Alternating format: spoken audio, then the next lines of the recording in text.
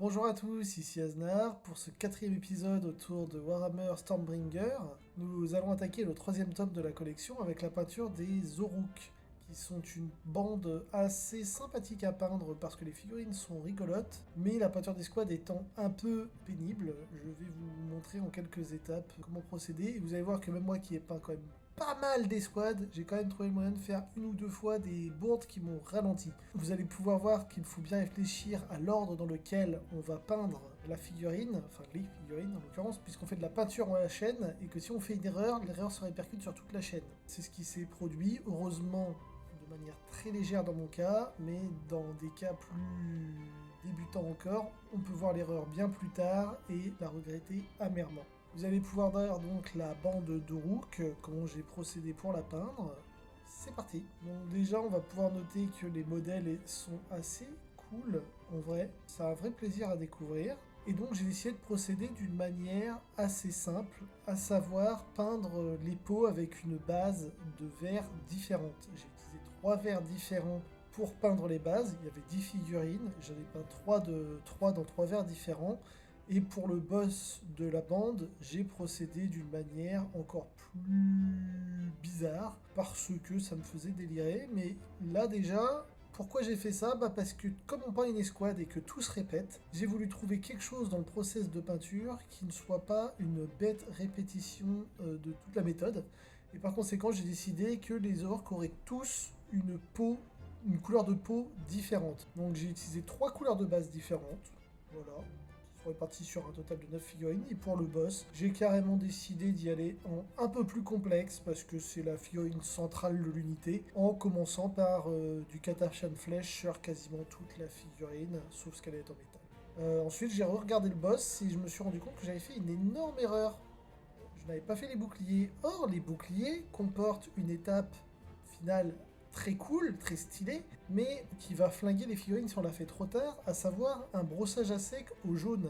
Donc, avant d'arriver à l'étape catastrophique, j'ai fait mes boucliers, donc comme pour le boss Oruk, du Mephiston, éclairci avec du Evil Suns, éclairci avec du Fire Dragon Orange, et éclairci avec du Snakebit Yellow, je crois le nom de la peinture. Et on avait des beaux boucliers, mais en fait, j'étais parti pour massacrer l'ensemble de mes figurines en faisant un brossage à sec avec une couleur ultra vive sur des figurines qui sont quand même de base assez sombres. Donc toujours penser à qu'est-ce qu'il va y avoir sur le process de peinture de la figurine, et si on a ce genre de situation, avec une technique qui est entre guillemets salissante sur des zones figées sur les figurines, bah le mieux c'est de les faire rapidement. Comme ça, on évite de dégueulasser ces figurines après, parce que là j'ai dû rattraper légèrement les peaux, mais si j'avais eu les vêtements à rattraper et tout, je crois que j'aurais jeté l'unité parce que ça m'aurait saoulé.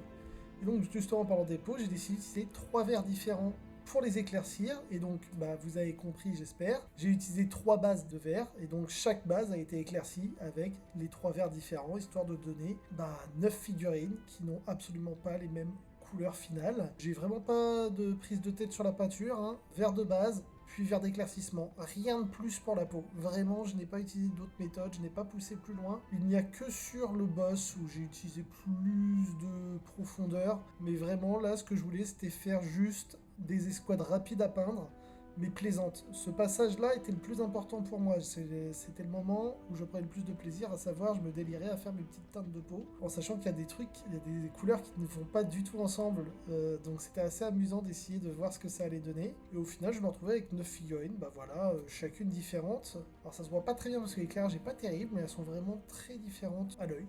Et donc, comme je le disais, pour le boss, j'ai procédé avec une légère différence par rapport à cela, à savoir que je l'ai éclairci donc une première fois, mais en essayant de garder de la transparence sur le Katashan Flèche, avec un premier verre, et puis je l'ai éclairci, toujours en essayant de garder donc cet éclaircissement au Katashan Flèche, qui lui donne un côté peut-être un peu plus organique encore par rapport aux autres. Je ne sais pas ce que vous en pensez, mais voilà, ça donne ça en final. Moi, je trouvais ça pas mal. Et franchement, ça me permet de faire encore une couleur différente. Et après, là, c'était le process de poser les bases pour faire exactement la même chose qu'avec le Warboss, à savoir de la peau en guise de vêtements, du cuir sur les lanières. Là où j'ai fait une petite entre guillemets originalité, c'est que j'ai utilisé 2 couleurs différentes pour le cuir en gros des vêtements, autour des vêtements. Et j'ai fait la même chose, j'ai utilisé 2 marrons, une fois de plus différents, pour les lacets, enfin les attaches, les agrafes, ou je sais pas comment appeler ça, les coutures des vêtements, voilà, tout simplement. Dans le but d'avoir des petites nuances dans les teintes. Et j'ai fait un mélange parmi les 5 figurines par rapport aux différences de cuir et aux différences d'attache, histoire d'avoir un maximum de diversité. Et comme j'étais en réflexion sur le process de peinture, j'ai directement fait les hampes des lances en faisant un mélange bête de 2 marrons. Pour une raison simple, c'est qu'en fait, j'allais tartiner de manière joyeuse toutes les figurines au shade marron. Tout ce qui était marron sur les figurines devait être peint avant cette étape-là. C'est pour ça que j'ai pris le temps de le faire. Et ensuite, vraiment, c'est un moment assez satisfaisant pour moi dans la peinture. Ce moment où je vais révéler la couleur finale des figurines en passant, donc dans mon cas, c'est du Agrax Earth Shade qui va permettre de révéler les couleurs, les teintes finales des marrons et donc quasiment les teintes finales de la figurine, puisqu'après il ne restera plus que le métal à faire. Déjà avec ça, on a vraiment une grosse satisfaction.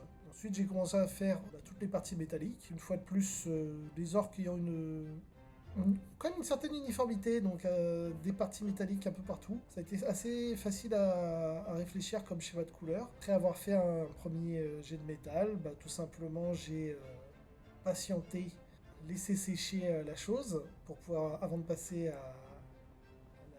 à l'étape suivante de la peinture du métal. Et donc j'en ai profité pour les finitions, donc à savoir les petits ronds des boucliers que j'avais oublié de peindre, sur lesquels j'avais débordé, donc que j'ai repassé vite fait en rouge, le temps que le métal sèche.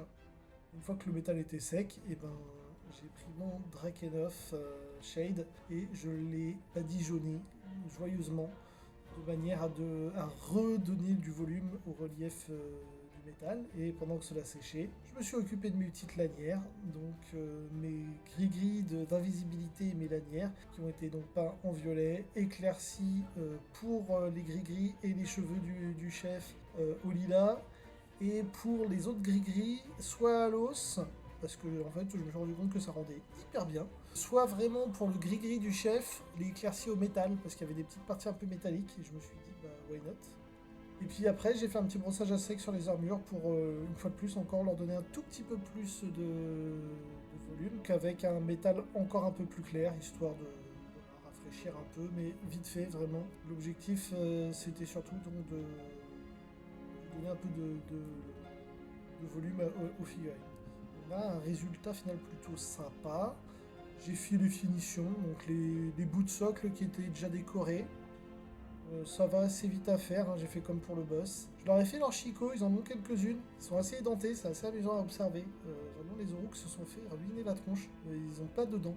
C'est un peu triste pour des orques. Donc 2 marrons, un marron sable et de la couleur hausse, tout simplement pour les dents. On peut faire plus en détail, mais là ils ont vraiment des toutes petites dents. Ils n'ont pas les grosses dents des orques classiques, ils ont des toutes petites dents, donc c'est un peu pénible. Et pour les yeux, pareil, ils ont des toutes petites billes. Donc je leur ai fait juste une pointe de Evil Sons. Et c'est tout pour le regard, parce que c'est vraiment des tout petits yeux, ce qui est assez surprenant sur des si grosses figurines. Et puis après il ne me restait plus qu'à faire leur base. Donc peinture texturée.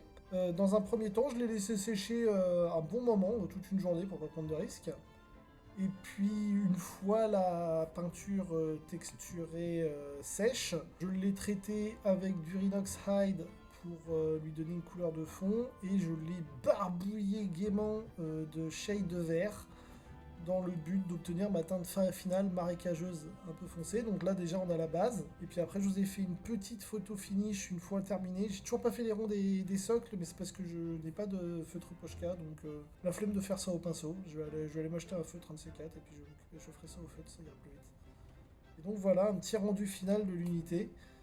Donc comme on peut le voir, là en plus avec les couleurs un peu plus vives du photoréalisme, ça rend pas mal, ça a vraiment un petit côté vénère et crado à souhait, donc j'aime bien.